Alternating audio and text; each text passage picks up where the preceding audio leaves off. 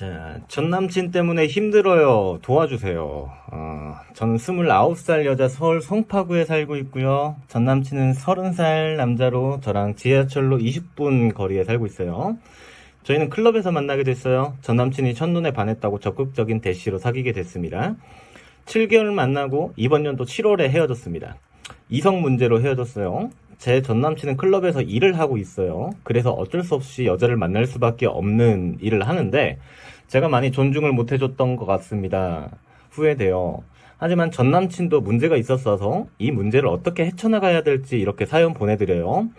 저는 클럽에서 일을 하더라도 전 남친이 여자 손님을 대할 때 어느 정도 벽을 쳐주고 대하면 좋겠는데 전 남친은 그게 잘 안 되더라고요. 자기 나름대로 벽을 쳤다곤 하는데 항상 여손님들한테 자꾸 끼부리는 것 같고 그래서 제가 질투를 많이 했었어요. 그 문제로 정말 많이 다투었고요.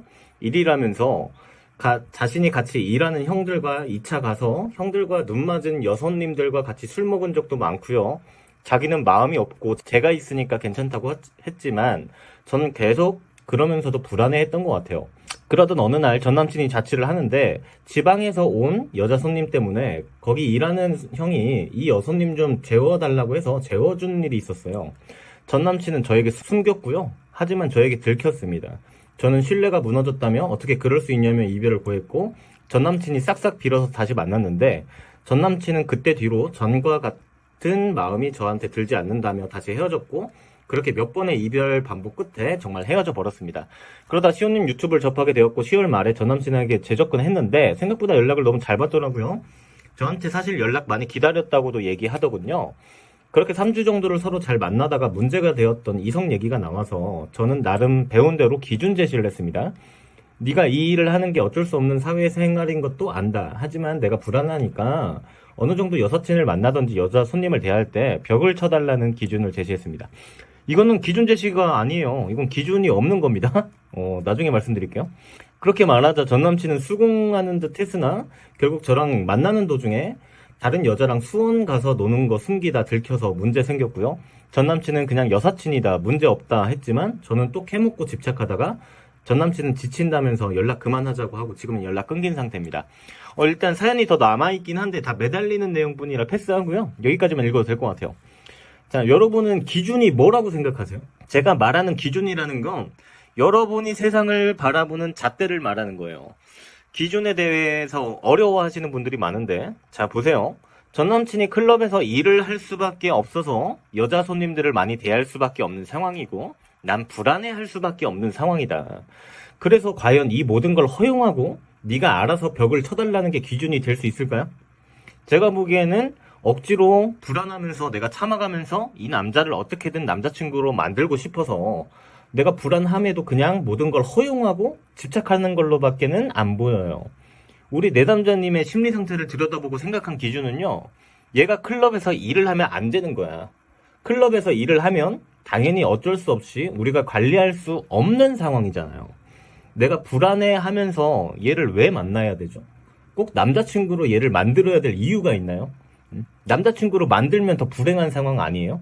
아니 허구한 술만 퍼먹으면 여자 손님들 대해야 되는데 뭐 벽을 치고 말고 마음이 문제가 아니라 얘가 그런 상황에 먼저 놓인 게 문제이지 않을까요? 저는 그렇게 생각합니다. 아니 이런 일을 하고 있는데 연애를 어떻게 하겠다는 소리야.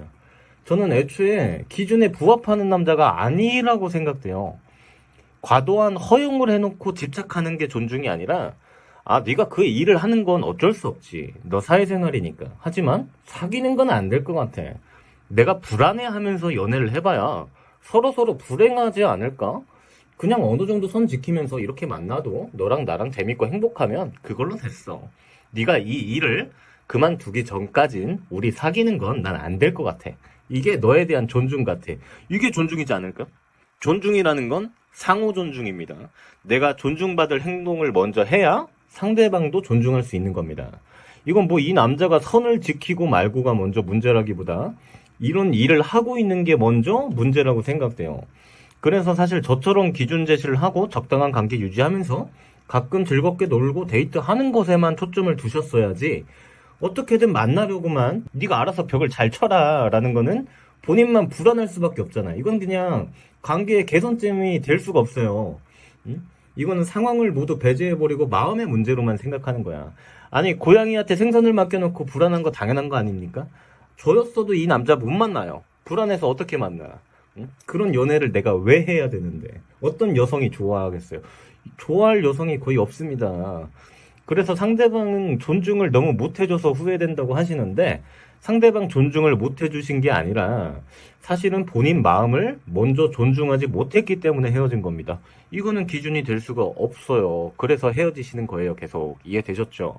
그래서 뭐 나중에 또 연락하셔도 연락은 받을 것 같은데, 어느 정도 이렇게 관계만 유지하시고 죄인은 깊게 생각해 보셔야 되는 일이 아닌지 고민하셔야 될 것 같아요.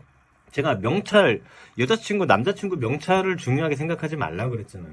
이거는 그냥 얘 마음의 문제가 아니라 얘가 이 상황을 개선시키지 못하는 한 이 관계는 개선점이 없는 겁니다. 참는다고 해결될 일이 아니에요. 참는 건 어차피 한계가 존재해요. 다들, 많은 분들이 제외하시는 분들 어때요?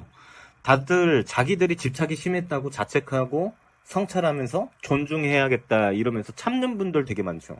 그분들 결국 다시 똑같은 이유로 헤어집니다. 왜냐면 그건 개선점이 될 수가 없기 때문에 그래요. 응? 잘못 알고 있기 때문에 그래. 참는 거밖에 못하기 때문에 그래.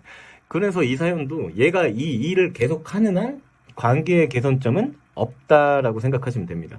자, 이해되셨을 거라 생각하고 사연 분석은 여기서 마치도록 하겠습니다. 연애 비타민 시연이었고요. 감사합니다.